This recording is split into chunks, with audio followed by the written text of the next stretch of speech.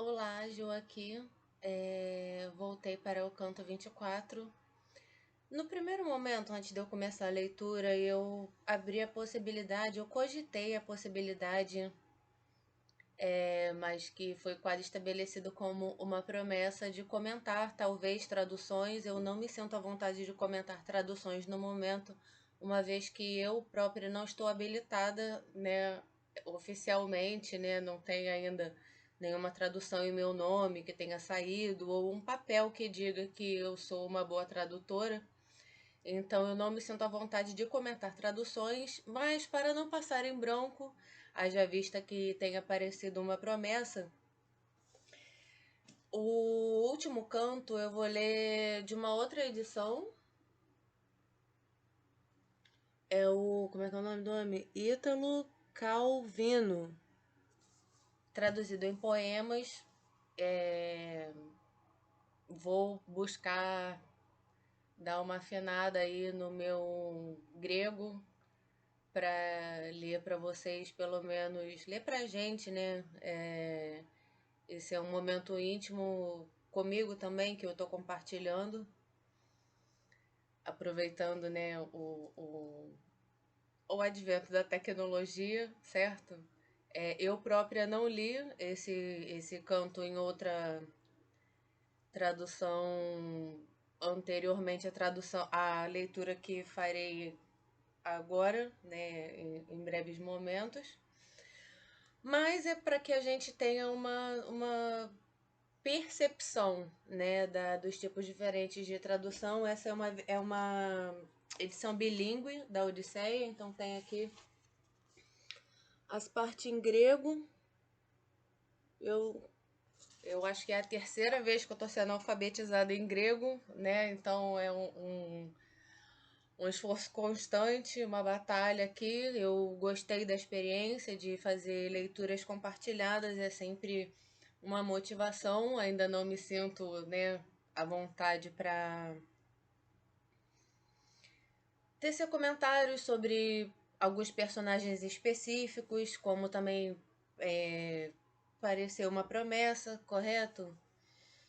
Porque muitos deles, sem a experiência da leitura da Guerra de Troia, que eu também não li, né, a Ilíada, a Eneida, alguns personagens eles ficam como uma caricatura de, tipo, um homem ali do castelo, entendeu? Tipo assim, tava tendo uma batalha, tava tendo a guerra, os homens, né, se colocam à frente para preservar as mulheres e as crianças, né? Então viveram qualquer um Menelau, o Louro Menelau, é um homem do castelo, né? Então qualquer outro personagem aqui que não seja o Odisseu é um homem do castelo qualquer.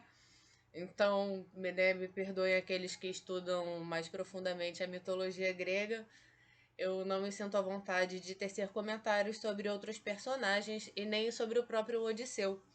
Então me aterei à leitura dessa edição bilíngue.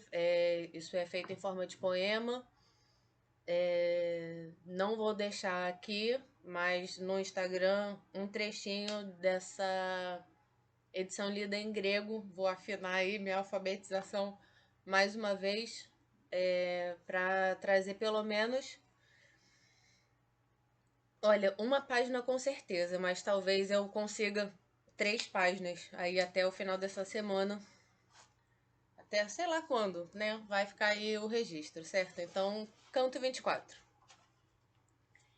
Hermes Silênio chamou. Não, Hermes Silênio chama as ânimas psiques dos pretendentes.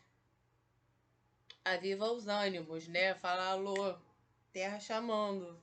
Hermes, o mensageiro.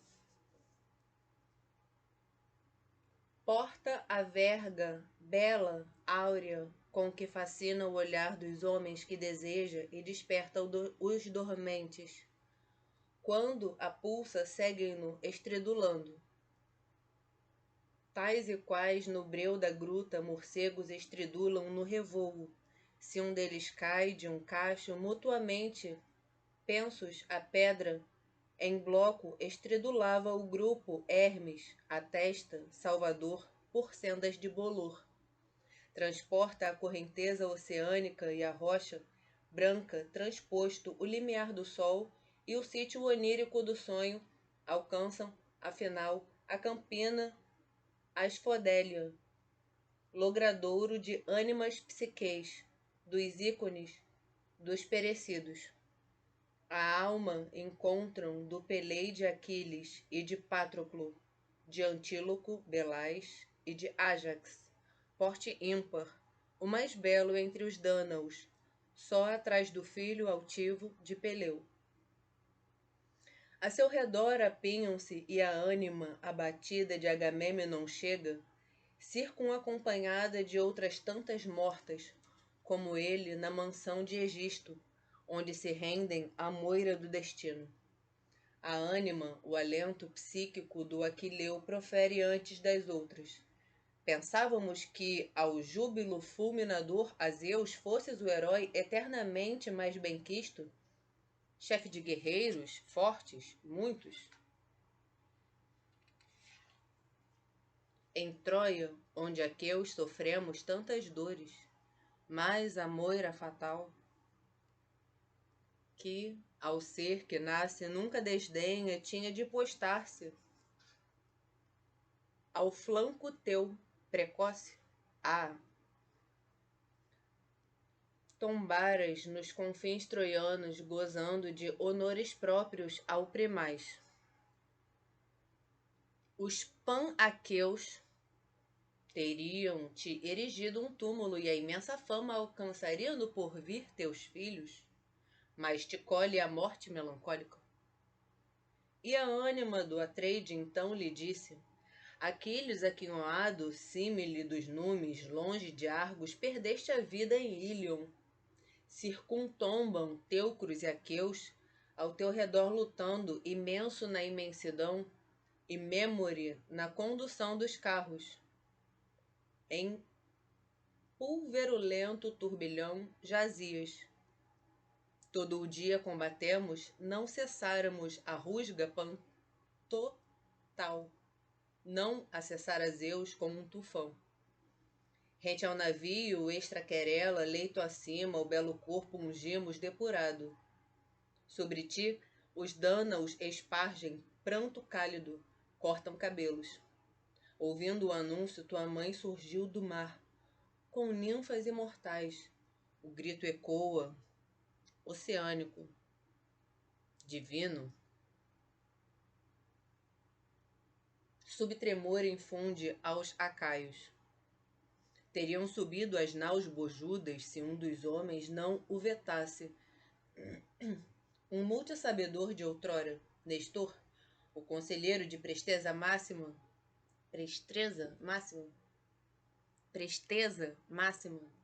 Nestor, sempre. Entre os pares arengou agudamente: firmes agivos, não fujais, filhos de Aqueus. A mãe, eis junto com as ninfas imortais, surge do mar a fim de ver o filho morto. O medo foge dos aqueus, meganimosos.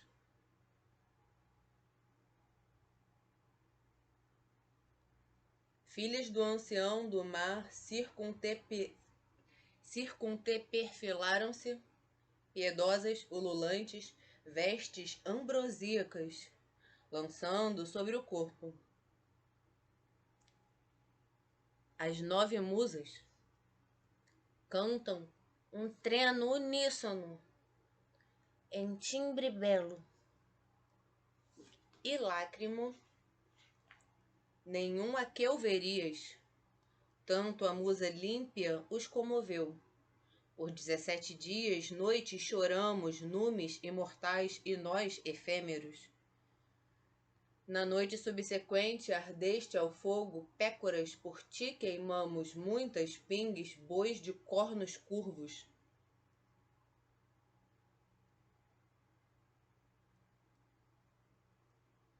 Em roupas crepitaste. Óleo copioso e doce mel te ungindo o corpo, em torno a pira incinerante, Heróis aqueus corriam a pé armados sobre os carros. Troa ribombou ao tron.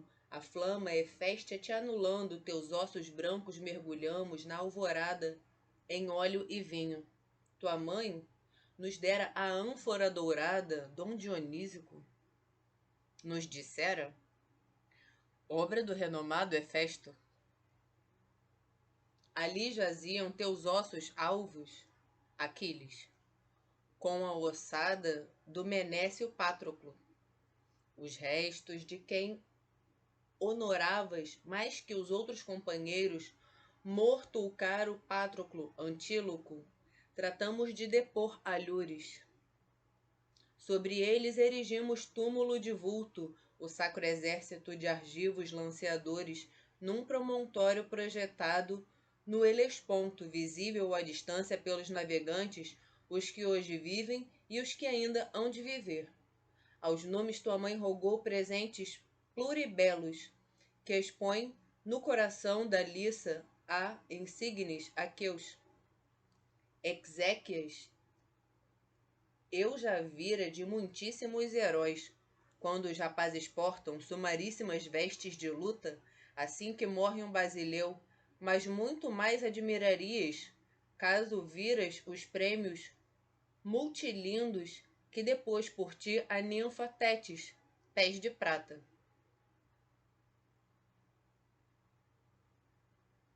Aos numes sempre aprazias, morrer não eclipsou teu nome. Jamais tua fama mingua, Aquiles, entre os homens. Mas que prazer sobrevivido à guerra obtive. Zeus decidiu-me a volta à morte miserável, nas mãos da fêmea conjugal sinistra e Egisto. Era essa a arenga que ambos entre si cambiavam, quando o núncio Argicida chega encabeçando as ânimas dos procos que Odisseu matara. Estarrecidos, movem-se ao encontro delas. E a ânima de Agamêmnon reconhece então o hiperilustre Anfimedonte Melanida, pois tinha-se hospedado em sua casa em Ítaca. O alento anímico do Atrida proferiu primeiro. O alento anímico, caralho. Que é isso? A ânima, né? A ânima é o sine anima spirare non potest. Você não pode respirar se você não tem ânima. A ânima é o que faz isso aí funcionar. No caso, nossa, eu achei lindo. Desculpe, é porque eu achei lindo. Às vezes sai um palavrão grosso quando eu acho uma coisa muito linda. Calma aí.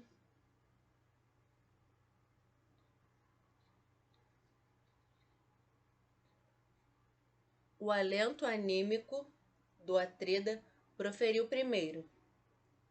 Que revés vos fez descer à terra escura e que vos distinguidos? Homem lúcido não saberia indicar na polis gente melhor? Terá Poseidon naufragado as naus? Poseidon, Deus mar, né? Terá Poseidon naufragado as naus, armando vagalhões e o rude vendaval? Ou vos aquilaram, ou vos aniquilaram em país de hostis, quando raptáveis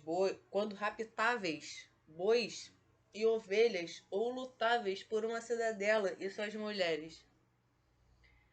Sê direto na resposta. Afirmo ser teu hóspede. Não lembras quando me acolheste com meu manto? Igual a um deus, quando exortamos Odisseu a ir conosco a Ílion em navios simétricos? Um mês sulcando o vasto mar para dobrar a duras penas Odisseu, o arrasa urbe. E a alma psique de Anfimedonte respondeu: Senhor dos homens, Agamêmnon ilustríssimo, prole de Zeus, relembro bem o quanto arengas.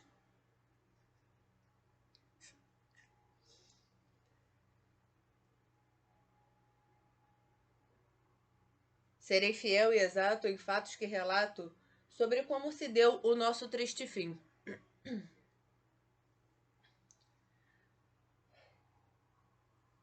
Nós cortejávamos a esposa de Odisseu há muito ausente. Não dizia sim nem não a boda Estígia, concebendo a quere negrifatal avessa a nós. Entesourava na ânima o ardil, tecia a tela enorme numa câmara sutil, descomunal. E sempre nos dizia: como Odisseu morreu, cortejadores jovens, esperai que eu termine, embora impacientes, o lençol. Temo a dispersão dos fios ao vento.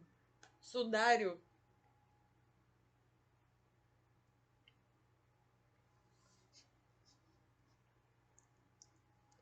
Sudário para o herói Laertes. Quando a moira adversa da longe abarcante morte o leve, para evitar o vilipêndio das aqueias, se o multipossuidor jazer sem um lençol.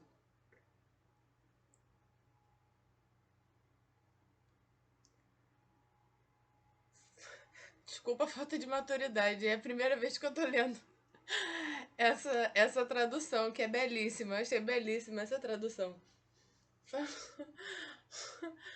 Falou nos convencendo o coração brioso. A grande tela que tecia dia adentro, a luz do archote descia à noite. 3 anos durou o engano dos aqueus. No quarto, tornada a primavera, os meses consumados ao fim de um rol imenso de jornadas. Conta-nos tudo uma escrava sabedora da armadilha, e a esfazer o pano esplêndido, a flagramos. A contragosto concluiu, forçada, a obra. É que quem estuda latim entende que os escravos são meio que parte da família. Só que numa outra configuração. E essa configuração se dava. E por isso o aprendizado de latim e a sua cultura acabaram ficando tão. A pessoa só é culta a rigor se a pessoa sabe latim, né? Então. Eu acho que isso não é estendido a grego. Eu não sei se a rigor é latim e grego, mas com certeza latim é alguma coisa que a pessoa precisa para ser considerada culta, efetivamente. Mas a cultura latina, né, o direito romano, que é basicamente o bom senso, poucas regras e bom senso, né?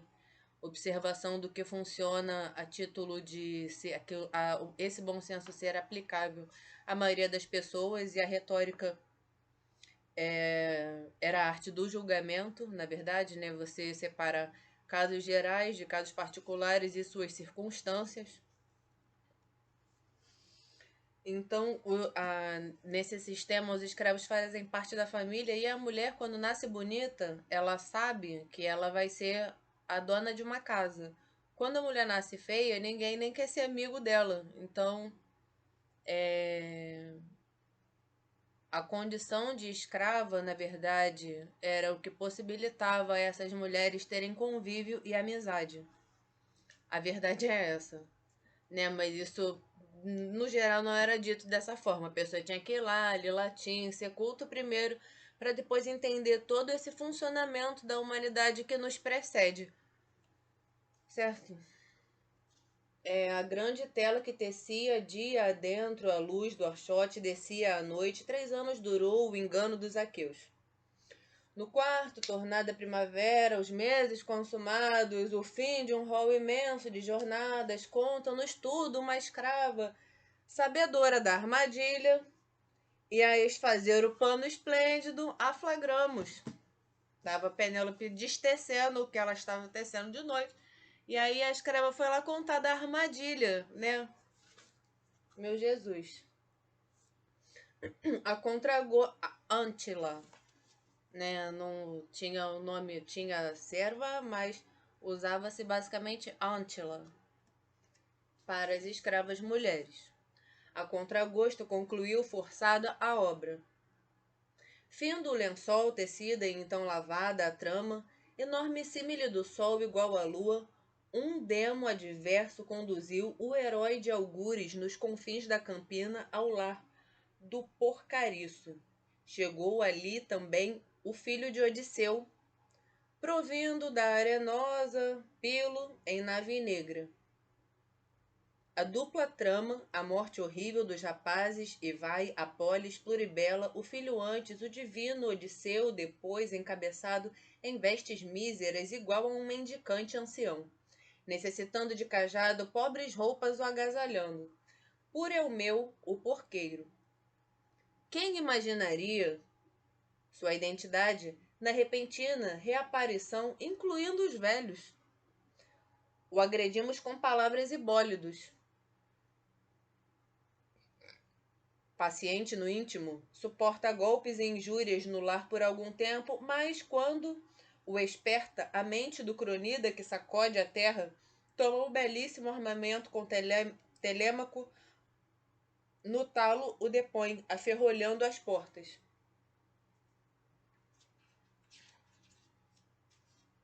E, multiperspicaz, induz a própria esposa a sugerir aos procos o arco e o ferro gris, lide que desencadeou o nosso declínio.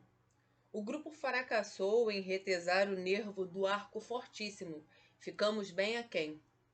Mas quando as mãos do herói, alguém conduz o arco oblongo, ameaçadores, nós mandamos não lhe destinasse a arma, ainda que insistisse.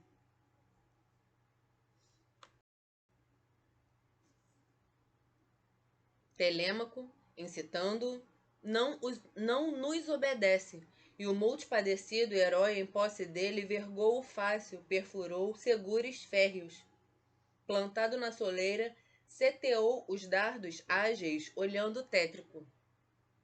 Derruba Antino. Contra os demais dispara dardos lutuosos, fixando a frente.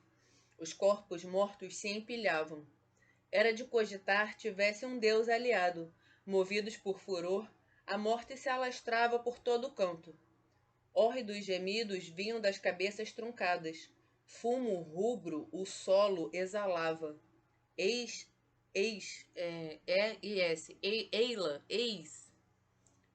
Atrida, como sucumbimos. Há corpos insepultos no solar do herói. Nenhum parente está a par do acontecido, para prantear, lavar da chaga o sangue negro, e no mar os cadáveres, conforme usança. E respondeu-lhe a ânima do Atreide. Multi-astucioso Odisseu, Laércio, venturoso, conquistaste uma esposa hiperventurosa. Em pensamentos magnos tem tua consorte, filha de Icário, nobre. Do esposo Odisseu não se esqueceu. O Cleos, que é o eco do renome, perdurará. A percussiência de Penélope, hão de compor os númenes aprazível canto aos homens quitônios.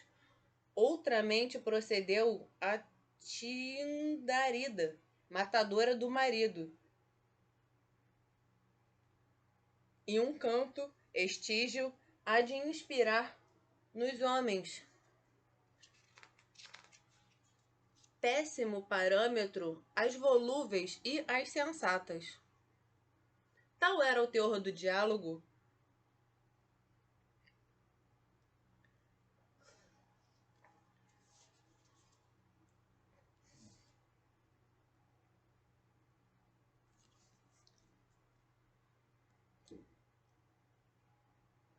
Tal era o teor do diálogo que os entretinha na residência de Hades, sub-recesso térreo. E os outros, urbe abaixo, chegam logo ao campo, bem cultivado por Laertes, que o comprara em tempos idos, fruto de sua faina. Ali construíra moradia, com alpendre em volta, onde comiam e dormiam os domésticos submissos cumpridores dos encargos. Sícula, entrada em anos, desdobrava-se em cuidar do velho, na região longínqua da cidade. Nesse lugar, o herói falou ao filho e servos: Entrai na casa sólida e imolai no ato um porco nédio para a nossa refeição. Farei um teste com meu pai a fim de ver se ele é capaz de, olhando-me, saber quem sou ou não, passado tanto tempo. Assim falou e pôs nas mãos dos servos o armamento. Ato contínuo.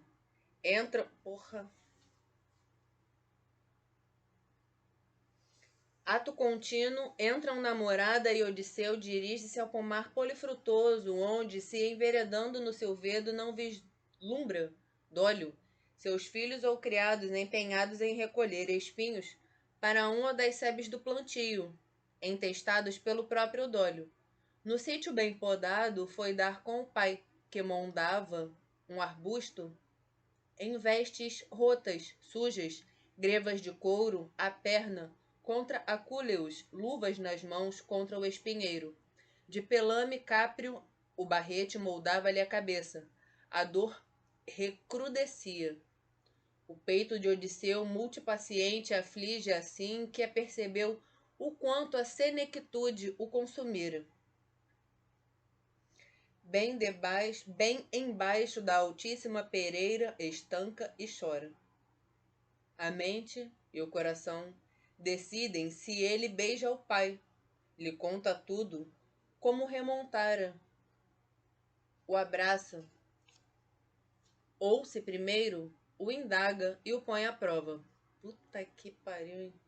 Nessa hora é bom ser mulher. A gente encontra o nosso pai, a gente abraça, dá beijo e é feliz, certo? Precisa pôr o pai à prova, né? Assim pensando, pareceu melhor testá-lo antes com termos sopesados. Odisseu dirige-se ao pai com esse plano em mente. Recurvado, circunlavrava a planta. Em pé, ao lado dele, o ilustre filho proferiu. Né? Que assuntos são esses, meu Deus? Um adulto, por favor, para falar desses assuntos.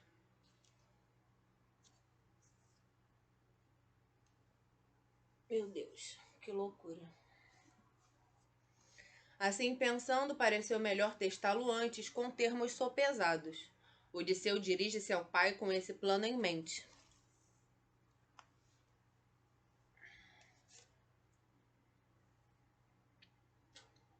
Uma foto bonita. Recurvado, circunlavrava a planta, em pé ao lado dele o ilustre filho proferiu. Ancião, até que não te falta habilidade no cultivo do pomar, antes o contrário. Não existe nenhuma planta descuidada aqui, nem pera, nem figo, nem oliva, nem legume ou vide. Peço que minha fala não te enraive o íntimo, é de ti mesmo que não cuidas bem.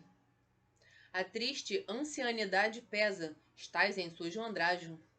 Para punir em tal desleixo, teu senhor não te desdenha tanto, nem tens traço vil no porte e na postura. És réplica de um rei. A alguém assim se espera após o banho e a ceia a maciez do sono. É justo com os velhos. Sê franco e exato no que indago agora. És servo de quem? A terra que cultivas, quem é o dono?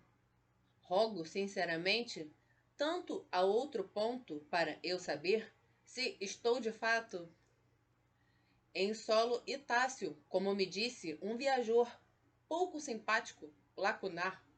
Quando respondeu-me se ainda vive e existe alguém que foi meu hóspede, se já morreu e habita a moradia do Hades.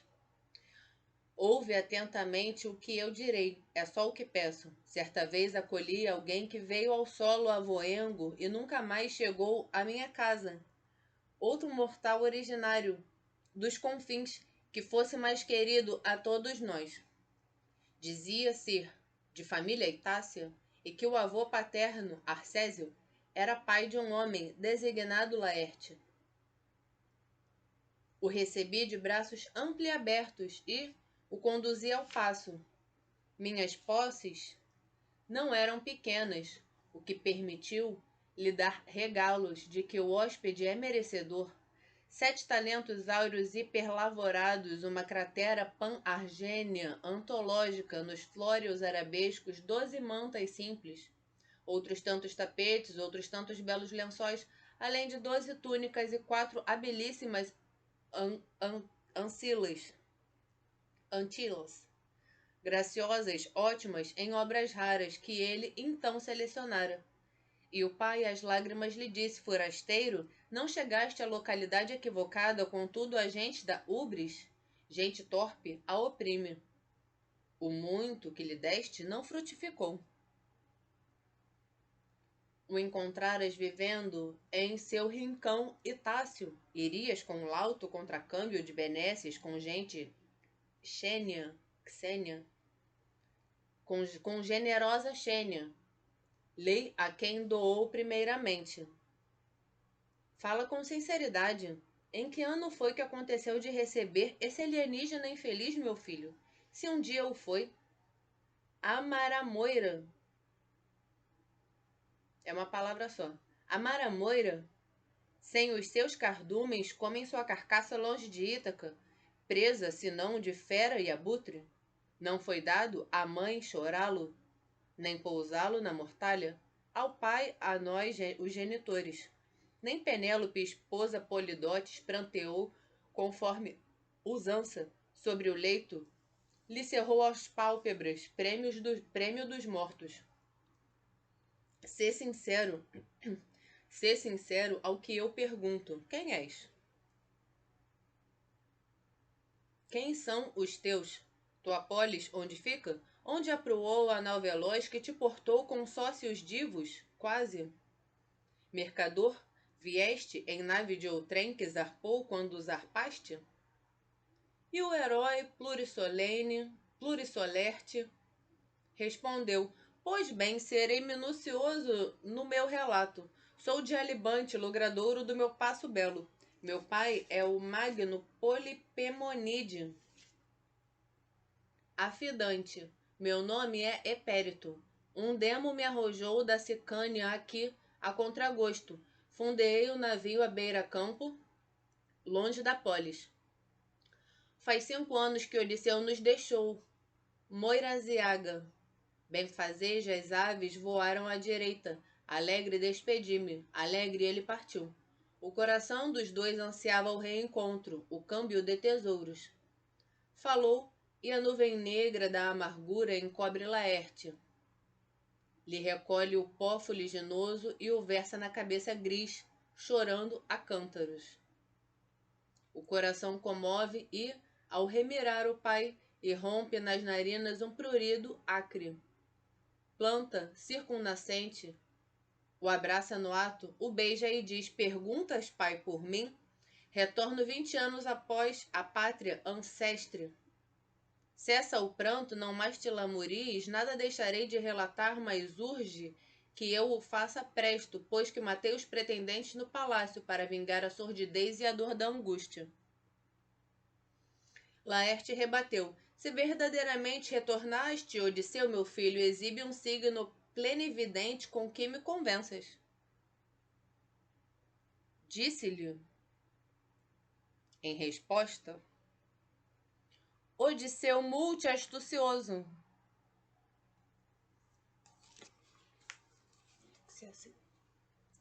Só tem o português numa página.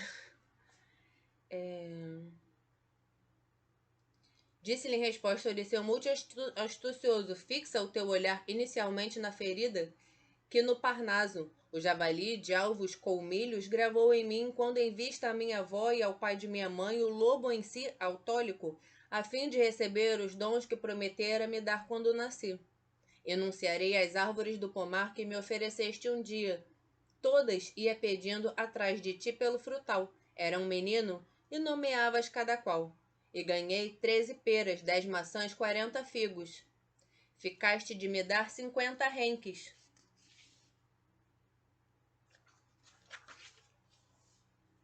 Em que a maturação dos cachos sucedia-se não careciam de uma só espécie de uva, quando as sazões de Zeus de cima sobrepousam.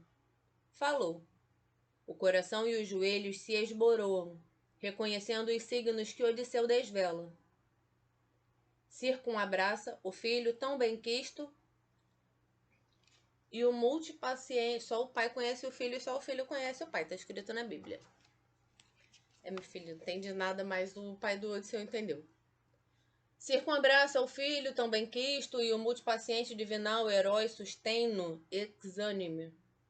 Quando ressopra o alento e o coração no peito resgata-se, o ancião retoma a fala. Zeus Pai, deuses, ainda existem na amplidão olímpica, se os procos pagam pela desmesura da rubris. Mas um temor me oprime a mente. Que os etáceos, em blocos, cheguem presto e enviem mensageiros a todas as demais cidades cefalênias. E Odisseu rebateu, o herói pleno e astucioso. Ânimo! Evitai que isso te revolva a mente. Entremos na morada, cerce o teu pomar, onde Telêmaco, o boieiro e o porcariço foram a meu comando preparar a ceia. Falou. Ao belo pavimento se dirigem. Dão com Telêmaco, o porqueiro e o boieiro. Tão logo chegam à imponente moradia. Picavam carne e misturavam vinho escuro. A Ântila, Sícula, banhou e ungiu com óleo Laerte, mega denodado em sua casa, e Circum arrojou-lhe um manto belo.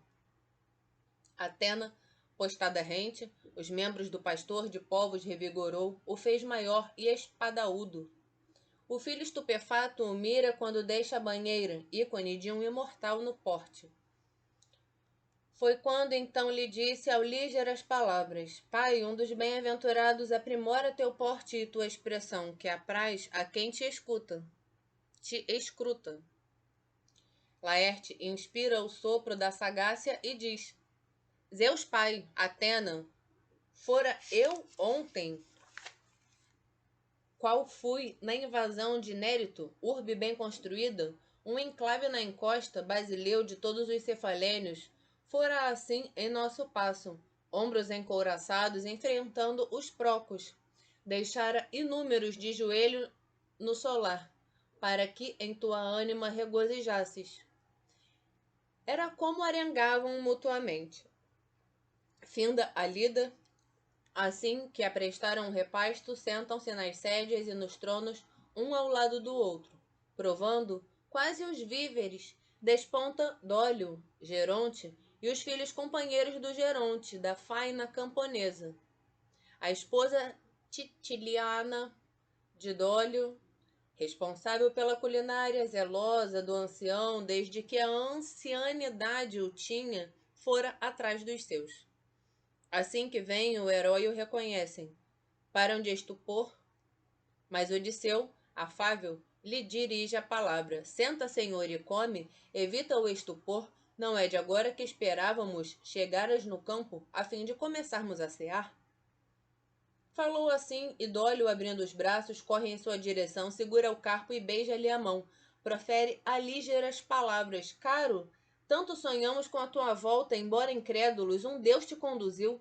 Desejo tua alegria e rogo aos numes te concedam sempre o júbilo. Peço que em tua arenga sejas bem preciso e informes se tua esposa, hipersolerte, está a par de tua volta, ou lhe enviamos núncio. E o pluriastuto herói lhe respondeu: Penélope já está a par. Ancião, por que te empenhas nisso? Assim falando, senta-se no escano rútilo. Os Dolionidas, ao redor do herói, os Dolionidas, ao redor do herói, saudaram-no com aperto de mão, lhe deram boas-vindas, foram sentar-se lado a lado, junto ao pai. Enquanto o grupo se entregava às vitualhas, tomava a urbe o mensageiro, vozeiro, anunciador de estígio epílogo dos procos. Pessoas despontavam das regiões mais díspares diante do passo de Odisseu com Nênia e Ulos. Cadáveres transladavam e os sepultavam. Cuidam os pescadores de embarcar em naus velozes os corpos destinados às demais cidades. Turbado o coração, a massa vai à praça. Tão logo se formou o bloco, Eupíteis toma a iniciativa da palavra junto à massa. A dor horrível pelo filho que Odisseu eliminou primeiro, Antínoe dominou o coração. As lágrimas, ninguém mandou deixar o filho sair fazendo merda, foda-se também. Situação do Odisseu, gente. Assim, é o último canto. Jeová. Tô pensando já se eu vou ler a Guerra de Troia ou não, porque eu tô com curiosidade de ler a Guerra de Troia. Enfim.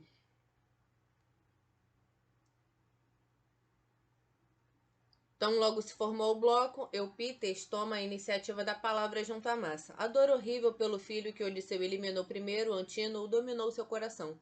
As lágrimas, arenga. Amigos, ele causou enorme dano entre os aqueus. Levou em nave grande contingente ilustre. Matou alguns no mar, matou alguns em rusgas e fulminou na volta os cefalênios ótimos. Mas antes que ele atinja Pilos às pressas e a Hélide sagrada, onde os epeios mandam sus a ação, e no futuro nos infamarão opróbrios, tão só nós colheremos na posteridade se não punirmos quem nos leva, irmãos e filhos. Viver me esvaziou o peito de alegria, que no fim de Tânatos que o fim de Tânatos me tire a vida presto. Vai tarde, velho filha da puta. Desculpa, não tá escrito isso. Vamos! Tava dizendo que era conteúdo pra criança, agora já falei que não é. Vamos! Hão de querer singrar o mar em fuga. Falou chorando e todos os aqueus padecem. Eis que o cantor divino do solar do herói Medonte surge assim que o deixa o sono de Hipnos. O grupo estuporou, paralisado ao centro. Medonte, que inspirava sensatez, profere: Itácios, escutai-me, não foi sem querer dos numes que Odisseu fez o que fez. Eu mesmo pude notar ao flanco dele um deus idêntico a Mentor. Vinha à luz a fim de encorajar-lhe, posicionado à frente. Às vezes enfuriava no meio do recinto mor, apavorando os pretendentes que, empilhando-se, jaziam. Falou, e o medo verde cloro os dominou. Aliterces, herói Geronte, pronunciava-se, filho de Mástor. O pretérito e o porvir era ele só quem via. Arenga, a mente lúcida. Atenção, itacenses, para o que direi. Amigos, o revés é fruto de equívocos que cometestes. Quem me ouviu e quem ouviu Mentor, pastor de povos. Deus é justo em todas as coisas. É porque na outra... Na tradução do Carlos Nunes, o momento que Odisseu tá na jangada ali, saindo da situação ali da ninfa, que por tantos anos lhe ofereceu uma ilha para ele ficar chorando a saudade de casa durante o dia, né, enquanto oferecia-lhe belezas durante a noite. Esse é o único momento em que Deus aparece, não Zeus. Não o fonema, né, a letra. Em grego, ela aparece com o fonema é D e Z ao mesmo tempo, fala Zeus. Então, para os gregos, talvez isso não tenha diferença. Mas, o que eu ia comentar?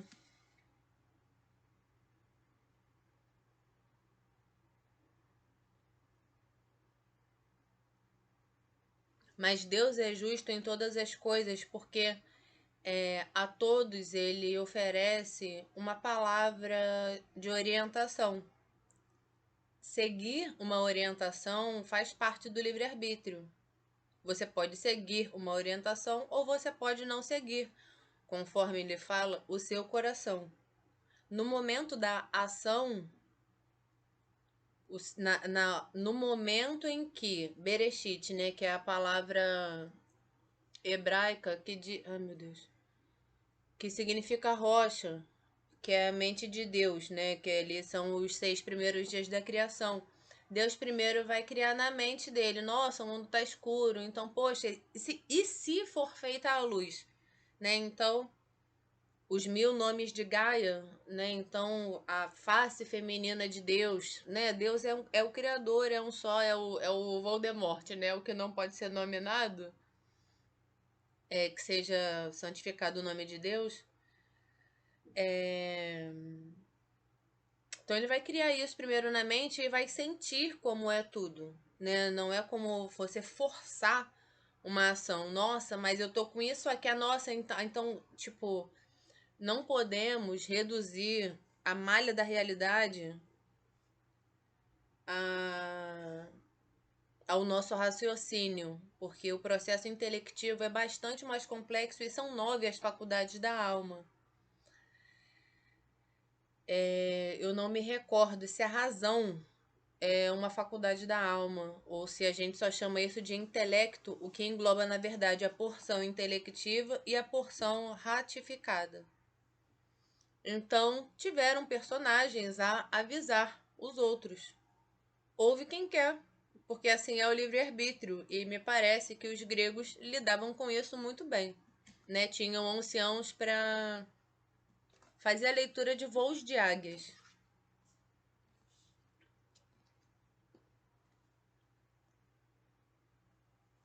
Não quero menosprezar a astrologia de forma alguma, né? Eu gosto de estudar astrologia, né? Não é um estudo que eu não estou fazendo no momento, mas é um assunto apetecível para mim a ser estudado. Segundo a medicina de Hipócrates, só se prescreve uma alimentação, porque a própria palavra dieta para os gregos, ela vai falar sobre todo o modo de vida do ser humano. Então, não é prescrever uma dieta, mas antes que se prescreva uma sequência de alimentação, eles consultavam a astrologia, mas tinham anciãos que faziam leitura de voo de águia, certo?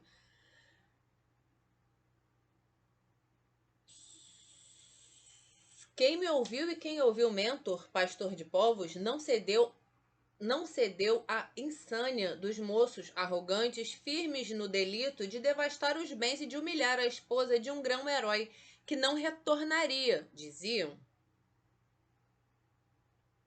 Sugiro o cumprimento do que ora aconselho. Parai, ninguém se veja pelo mal opresso. Opresso, com 2 S. Não, que ninguém se veja oprimido pelo mal. Que ninguém se veja pelo mal opresso.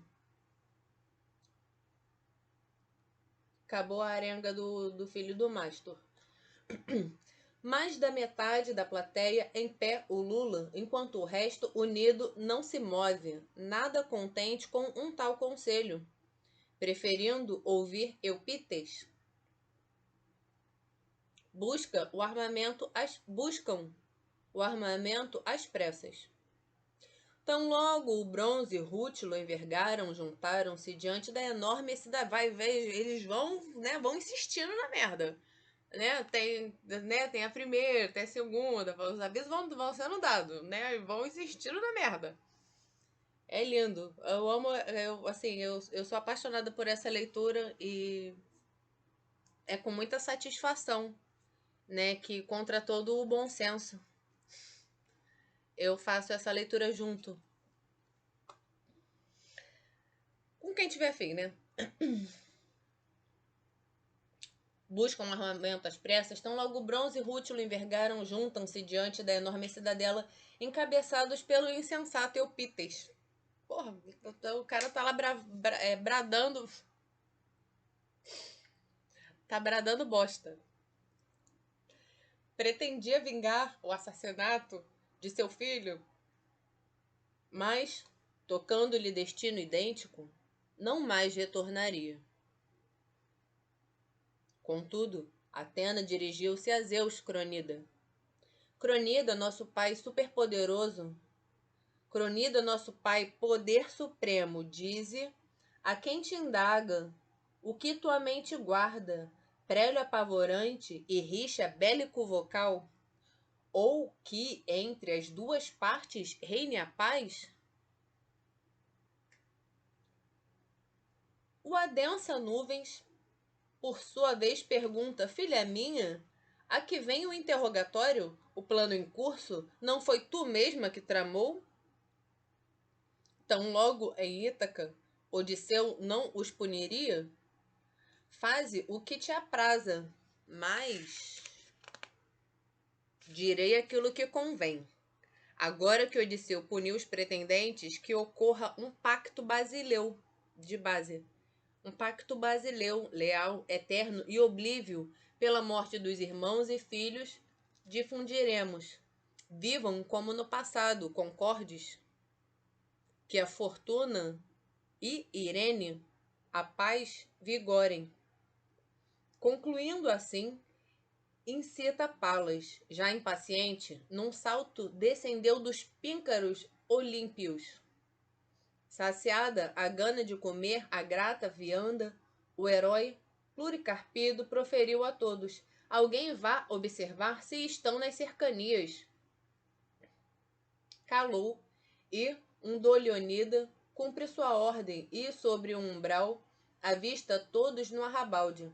A Odisseu pronunciou palavras asas. É a tal da palavra exalada. Palavras asas. Ai, que gostosinho essa forma de falar. As armas que já estão nas cercanias.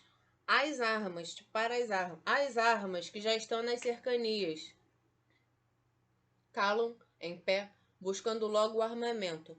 Os 4, com Odisseu, e os outros 6, os Dolionidas. Laerte e Dólio, dupla gris, Belazes Magnus, também se põem em armas. Quando enroupam todos o bronze rútilo, descerram portas, saem, o herói Itácio atesta. Atena o flanqueou, filho de Zeus, idêntica a Mentor no corpo e na voz. Jubilou, assim que a viu, o divo Odisseu hiperpaciente e se voltou ao filho de repente. Caro, estando agora onde os mais valorosos em combate enfrentam-se, cuida de não enodoar a estirpe ancestre. Até o dia de hoje, filho, insuperável, seja em coragem, seja em força. E o moço inspira o alento da ponderação em sua resposta. Verás, querido pai, querendo, como exortas, que o coração que bate em mim honora ancestre. Findou. Laerte, então, alegre, exclama: deuses, que dia para mim! Mal me contenho em júbilo. Ambos competem em valor, o filho e o neto.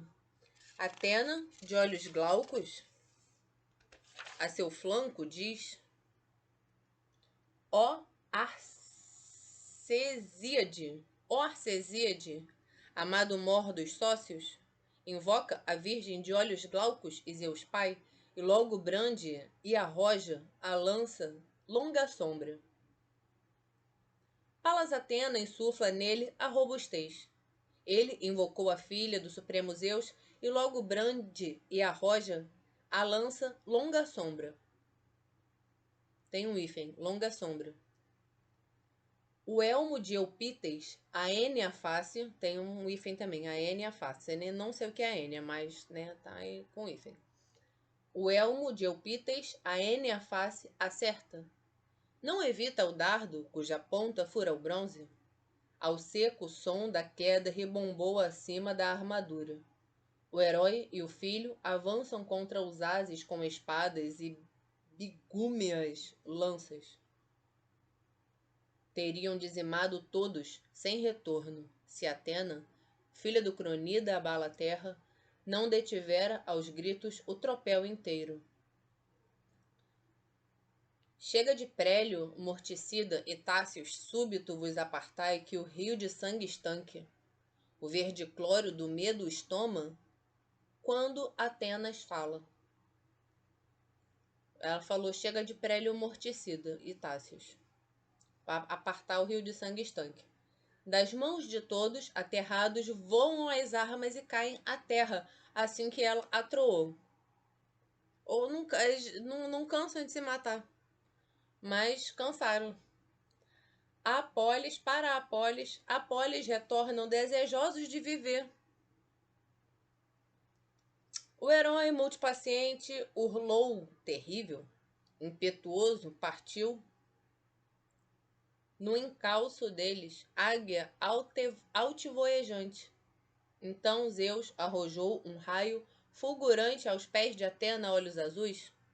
A deusa de olhos glaucos disse a Odisseu: Divino Laertíade, Odisseu multiastucioso, basta para a barafunda bélica homogeneizante. Barafunda bélica homogeneizante. Um dia eu vou usar isso. Não se enfurie contigo, Zeus. Brado estentor. Nem bem falou, o herói cedeu, alegre no íntimo. Um pacto eterno obriga que os dois lados jurem a filha do Cronida abala a terra, Palas Atena, idêntica a Mentor em corpo e voz. Fim.